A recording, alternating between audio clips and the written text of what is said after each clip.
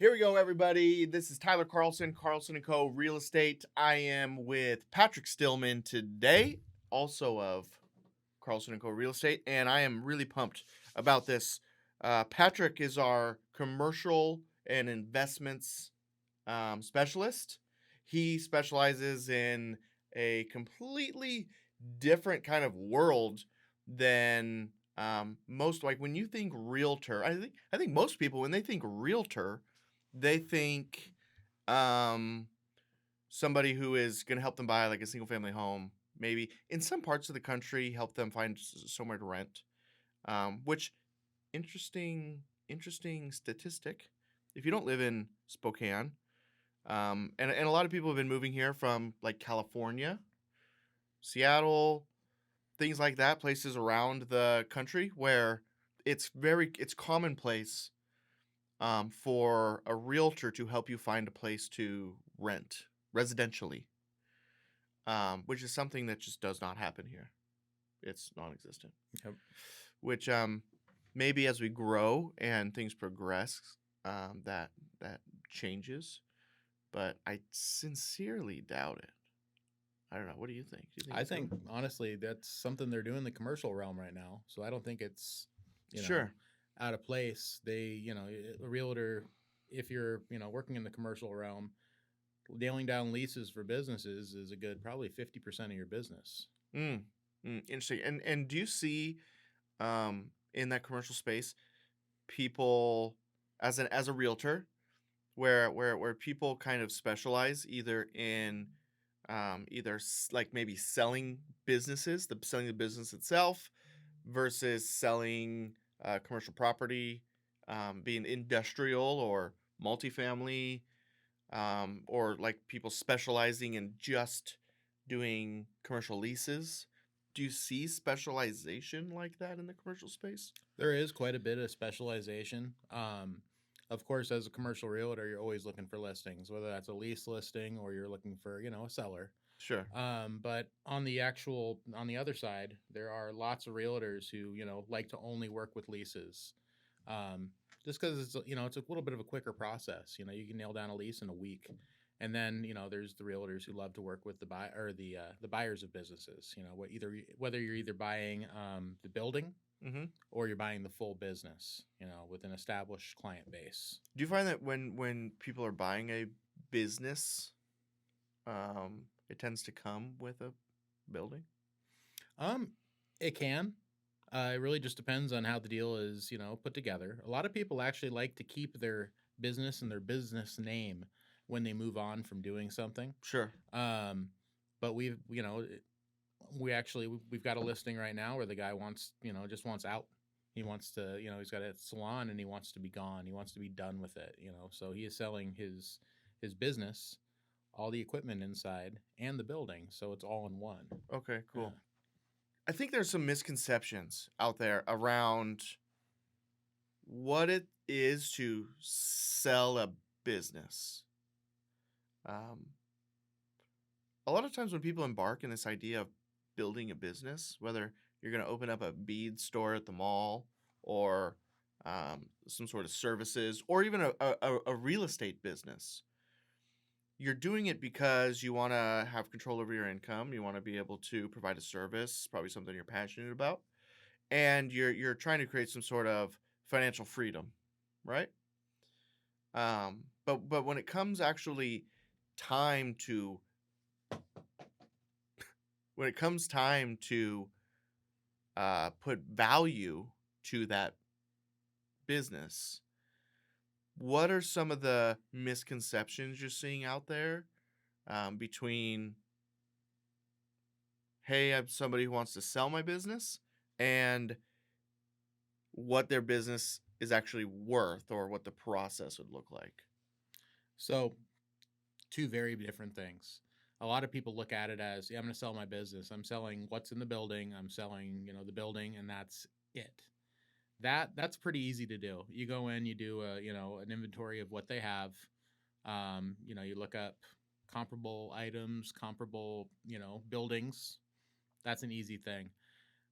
once you get into actually looking at selling your business as a whole, you actually need to dig in deep into the finances, Mm-hmm. into the the client base, into just where you sit, in the community as far as a name Sure. for yourself, Sure. um, So like potential, like potential. business potential. Correct. Exactly. Yeah, that makes sense. Cool. And I think I've actually seen a few times where people have tried to go and sell their business, and one of the very first kind of questions I ask, and it might be a little harsh, but the first question I ask is, what are we selling? Yeah. What exactly is it? We had sold this um it was a dog, what's the word? Somewhere you go drop your dogs off for the day. Why can't I think Like of a it? boarding kennel. Boarding kennel. Yeah. Yep. We'd sold this boarding kennel. It was kind of outside of town, and it was a place where people could drop their dogs off for the day, like daycare, or for a few days. And then the real estate around it. And in speaking with the owner, and what he saw, or what he had assumed was the value of his business, there was definitely some illusions kind of built into what he thought. The reality is, the business you've already done doesn't have value, No. right? We can try to infer value on what future business will be based on that, but it's already happened, Yep. and somebody else is coming to invest in something that they're assuming or hoping will have value in the future. And so what does that look like for your typical business? And a lot of it boils down to data, right? Like It the does. amount of data that you have, and the systems that you have developed to nurture and convert that data into potential sales is the value. So it's almost like, whether you're talking like a doctor's office or a dentist or a dog kennel, we're selling the book of business, where we're selling the names that we have used in the past, names, phone numbers, emails. We're buying the reputation that that organization has up till this point, hoping that when they show up again, expecting to see the old owner and they get the new owner, we knock it out of the park that first time. Yep. Otherwise, we're probably gonna lose them. Yes. And then that brings up this whole other thing of, so you're going to sell your business, whether again you're a vet or a doctor or a dentist or whatever it is. You've built and developed this business based on your relationships with your client base, who you are, what you stand for, the success that you have had up until this point. Not this new person coming in. Yep. They're not going to do things the same way you did. They're not going to, have the relationships that you had. And so really, really often, I think this is really important for current business owners to think about if you're planning on selling your business at some point. In order for that transition to be successful from old ownership to new ownership, we a lot of times build into the contract and contractually obligate the old owner to kind of stick around for a period of time, Yep. to introduce and massage that transition and relationship to the new person. Introduce, talk them up. You know what I mean? So Definitely. that first time they kind of come in and meet the new, it's not all totally different. It's not a stranger. It's not, their expectations aren't smashed. Yep. I've seen quite a few contracts where, the old owner will come in and act as the general manager for the first, 3 months of business Mm-hmm. to establish everything, to make sure everything's running smoothly the way they had it. That way, the new owner can have continuing success moving forward. Yeah, it's critical. Yeah. It's critical. Otherwise, what you're buying is the equipment, the Mm-hmm. building, the you know whatever Mm-hmm. is there, depending on the type of business it is, without any guarantee that there's actually going to be opportunities, um, where the difference between going out, buying a building, filling it with the equipment, and buying an existing business is, theoretically, there's value built into whatever systems and processes for nurturing those relationships along over the years has been put in place.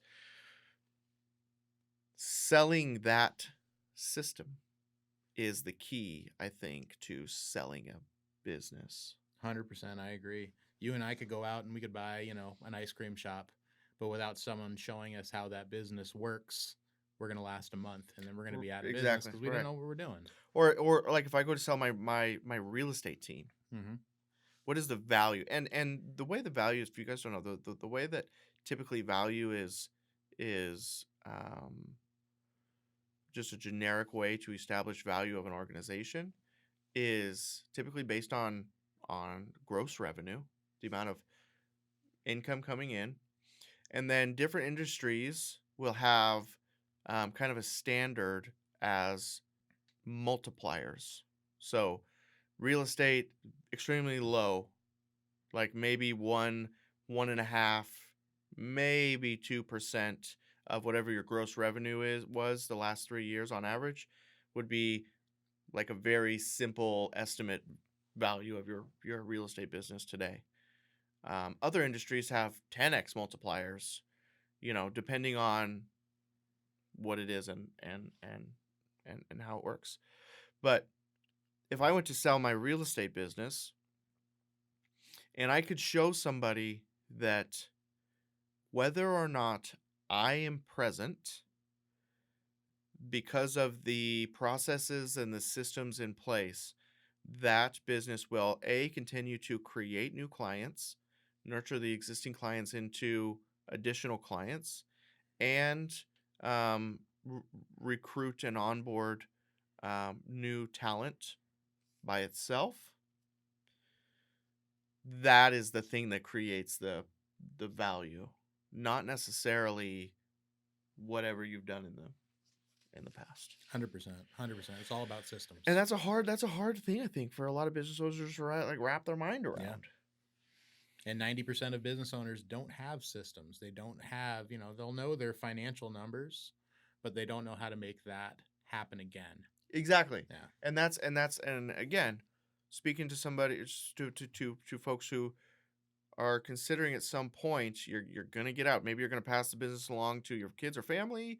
Maybe an employee is going to take it over, or maybe you're going to sell it. But in every single one of those scenarios, if the majority of the success of that business is built on, and it's like it's all up here, and the relationships that you've had that aren't on paper, the way you communicate that isn't systemized, the process that you go through on a day-to-day basis to keep the thing operating, you don't have anything to sell. Yeah. There's nothing there. No, you can sell a name and you can sell your numbers and contacts, and that's it. And you're setting someone up for failure. Right. Exactly. Well, and I don't know if anybody's gonna buy it in the first place. No. Might probably trick your kid into it. Probably. Actually, I it's kind of funny. I was a partner of mine when he had first 2-3 years in real estate, and he ended up buying his real estate team. The guy that owned it was moving away, and he's like, "Hey, buy it." And I think he bought it for like 30 grand. Nothing crazy. Yeah. But back then that was more. And very quickly he realized, like, what did I just buy? I bought some signs. Yep. I bought a logo, and I bought,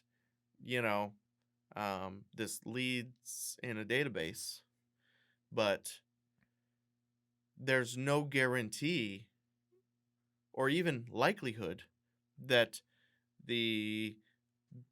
that business that we generated before was based on this guy and his name and his relationships, not me.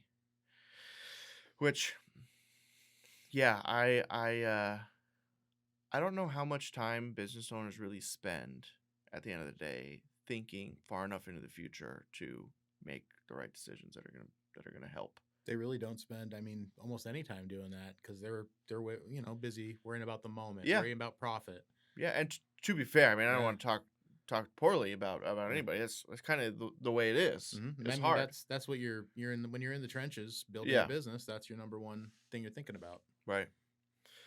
So when it comes to being a commercial agent, what is um your favorite kind of niche area to operate in? Honestly, I love the buying side. Okay. You know, getting into some of these, the buildings, seeing the nuts and bolts of it.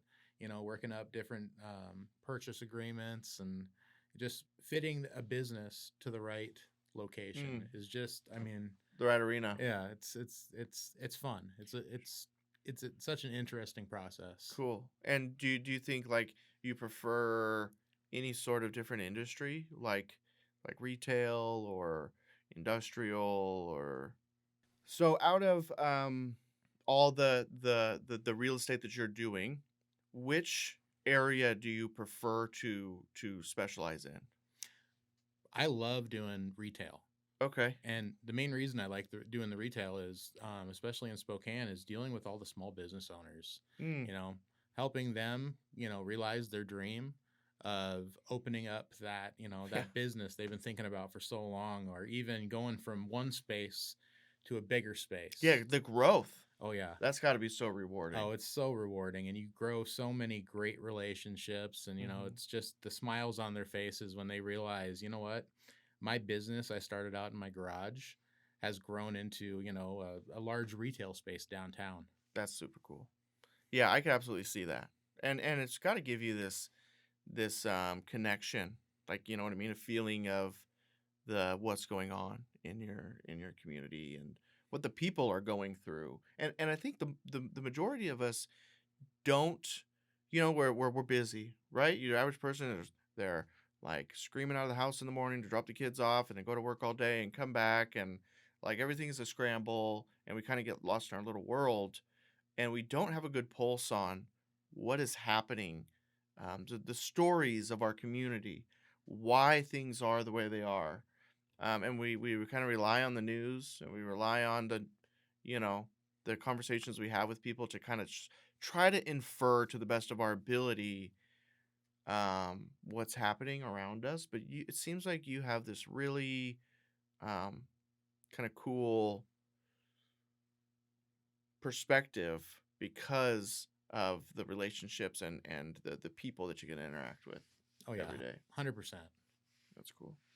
So, as somebody who, um, if you were to give two pieces of advice to somebody who is just breaking out into the commercial real estate space, what would those two pieces of advice be? I think number one, get out of your comfort zone. Mm, Go out, meet people, join groups, make those phone calls that are uncomfortable, and have those conversations where you don't know the answer to them because you're going to learn. That's how you learn. You take yourself out of your comfort zone, and then you push yourself. And the other one is be consistent. If you want to grow your any sort of a business, consistency is the number one thing that'll push you, to that. Whether your niche is meeting people, going out and making personal stops or making 1,000 phone calls in a week, whatever you're doing, be consistent with it, and that's going to lead to success. cool. How do you feel the future of the commercial real estate um, looks in the kind of the Spokane Coeur d'Alene area? I think it's looking honestly really, really good. There's a lot of listings out there, and there's a lot of people looking to actually, move their business to a larger location or, move their business out of their garage and into one of those retail Awesome. spaces. Cool.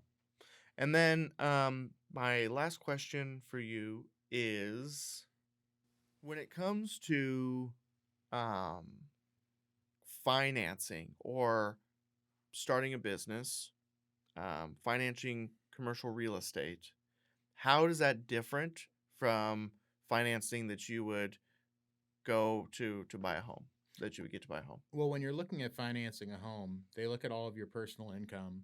They look at, how much you've made in the last year. They look at, last 2 years of tax returns. When you're looking at financing a business, they look deeply into what you're doing for your business, your income as your business, and the potential future for your business. And as there are quite a few, banks are a great lending system for new Mm-hmm. businesses, and there are also other commercial options with some of the bigger mortgage brokers. And I honestly encourage people, if you're starting a new business or you've started a new business and you need that little kick, go talk to your local lender, Mm-hmm. commercial lender, to get out there and just see what they can do for you. Cool. Cool. Well, hey, thanks for spending some time with us today, and we'll see you guys next time.